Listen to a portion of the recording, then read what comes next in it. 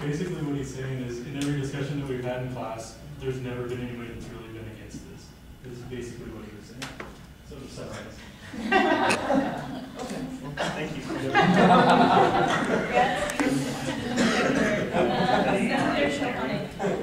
Yeah, actually my first point was all about partisans too. Well said, Senator Solomon. I 100% agree. And then also kind of piggybacking off of the point that Secretary Garcia said earlier in bridging the gap between ASUN and the DN. The DN actually posted an editorial about this right after we did not pass it, and we failed to pass it. And it kind of painted us in a negative light, which was actually an okay thing in my mind because I was kind of embarrassed. We didn't pass it the first time. Granted, it was because of a lack of information. In my opinion, and also focus on some other things, kind of like Trevor already said. But again, focusing on things, what I remember from last debate, a lot of focus was put on Nelnet and like how worried we were about those jobs. And so the fact that those jobs don't look like they're in jeopardy anymore changes the situation drastically for me. And I think that that's a really important thing to keep in mind. That's the thing that we're very worried about last time. And then the other thing is this increases the possibility of distributing more Pell Grants, and that's something that is for every student here at the university, I think, because even if you don't receive a Pell Grant, you might have class with somebody who does, and that enhances your college experience. After this was, actually right before this went last time, I talked to a couple friends of mine actually that I knew had Pell Grants, and we kind of talked about it, and they, I did the disservice of not really voicing their opinion last time on Senate, and so I'd like to kind of do that now. Two really good friends of mine, they told me it's hard to really understand getting Pell Grants without having gotten them, like for an outsider perspective, because it's so much harder to be at college because you have to pay for things. Pell Grants don't pay for everything in college. They're still having to support themselves. These students already have a lot of hardship, and they work really hard to be here at the university, get a quality, positive education. And so obviously Pell Grants are something that we really need to support so that more students don't have as much stress on their shoulders. They're already put in a position where it's very difficult for them to go through school and focus on the things that are very important, such as involvement in as far as academics go. So I think basically what I'm trying to say, very much in support of this, but we have focus on Pell Grants and Nelnet not being as big of an issue. Senator Jagels? First, I think it's a really important thing that we pass this, mainly because it's one of the topics that we go on the phone. We're able to go with the rest of the folks and be a unified voice there. I don't remember how the heck I wrote on this last time, but I guess after thinking about it more and studying more, it is something that I think is important. As a receiver of Pell Grants, I do like money coming in, so yay Pell Grant. I think another thing that's important to think about Nelnet and how everybody won't get hit as much is how Mr. Monet talked about how Nelnet was one of the people that got one of the federal contracts, I believe, with the new system will be in place, so they will not be hit as much, if hardly at all, I guess is my understanding. And another thing, as someone who hears the word subsidies in their industry a lot, and hearing them now tonight, I do not like subsidies, even though they may have benefited me once. The more I think about them, the more I'm educated on them, the more they're bad, and the more that their taxpayers' money gets wasted and not necessarily put to use that it should be. So I think if we can take away those subsidies and put them towards students and towards Pell Grants, that would be awesome. So yeah, I'm voting for this. Senator GLC Chair Farmer. A couple things to address Post's hesitation, Senator Post, hesitation with the Senate bill. I really struggled on how I would really tackle that because I know that with the really good possibility that's going to be merged through the Senate with the reconciliation bill, along with the healthcare reform bill. That's basically how they're saying this is going to go through the Senate, is being joined with the health reform bill. So I struggled on how we could be in support of that with not getting involved with healthcare, because that's a whole other ballgame that I don't even, that I know it's not even worth getting involved in. So that's why I feel like with the last clause, I have the ideals proposed in the House version of the bill, which I think is like we can say, is completely different from the one that could potentially emerge in the Senate. So that makes sense.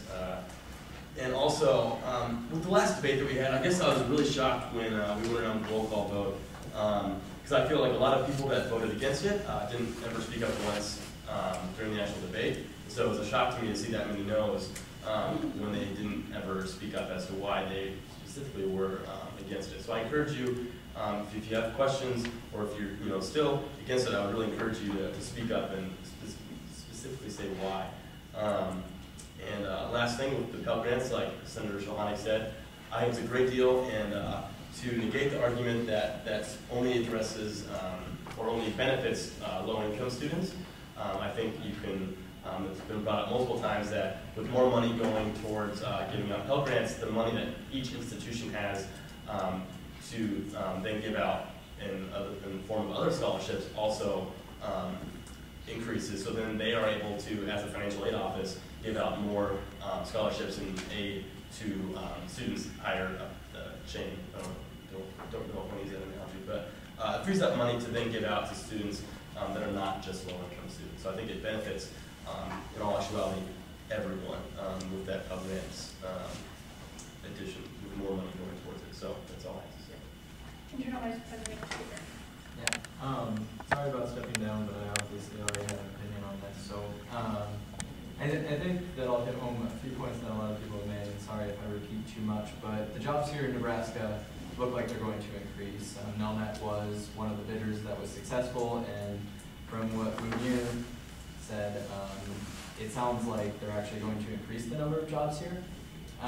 Overhead was one of the issues that Senator Derridge brought up, and in my opinion, if I were running a business, it'd actually be less overhead, because a lot of the costs that a insurer or like a loan company would get is when they have to go out and they have to find private money to finance those loans. Running a service-based business costs a lot less money than like having to search. Like the work intensity there is very different. So I think it's a low-cost service for them to provide that gets them money from the federal government. Profit-making potential. With profit-making potential comes great risk. I think we saw that 2 years ago. They are still allowed to give private loans to students, and the university will still accept private loans. The only difference is now that our university has never really participated in the subsidized private loan program. But I think that's a point to make, is that like we're not stopping students from getting private loans. They can still get private loans. They just don't really exist anymore because they are so risky. And I think that everybody in this room knows how bad the risk that a lot of these loan companies have taken on lately, how bad of a risk that was. And I just think that putting $1 million back in students' hands to go to college is something that I'm completely in support of, and I hope you all are too. Senator Solomon. I would I guess, just a personal opinion, a little different than what's been said a couple times. I would shy away from the Pell Grant argument if this passes and goes to DC for a couple reasons. One, the Pell Grant situation here at UNL is a lot different than a lot of other schools. And while we are lobbying as a Big 12 body, it's important that we represent the occurrences at UNL. College-bound Nebraska fronts the other portion of the college education required if someone receives a Pell Grant. So Pell Grant covers around $5,000. Certain students in the college-bound Nebraska program will get full tuition paid. That program has existed, I think, for 5 years, and so that situation is a little different. Also, if you go in under, you can take this, I think, from a different perspective. The fact that it saves money for not only for students, but for the government itself. If you go in with the Pell Grant argument, you're going to lose a lot of our representatives right off the bat, and you're going to lose a lot of other representatives and congressmen right off the bat. Because when they hear Pell Grants, they think polarization. And when you're talking, I guess, fiscal policy, you should, to appeal to the other side, you should, I guess, lobby on a cost-benefit analysis. Like, that's more effective than saying, well, you're allowing money for Pell Grants. Like, they will turn off at that point. So, I guess just a recommendation. I hope this passes. I'm all for it, but recommendation to the board on if this passes and goes to Bill to focus on the issue, not on what happened because of the issue. Is there any further discussion? Any further discussion? Senator Jan. I really like the idea of efficiency and taking out the middleman, making rates go down by that way, but there is a trade-off. Like many other, like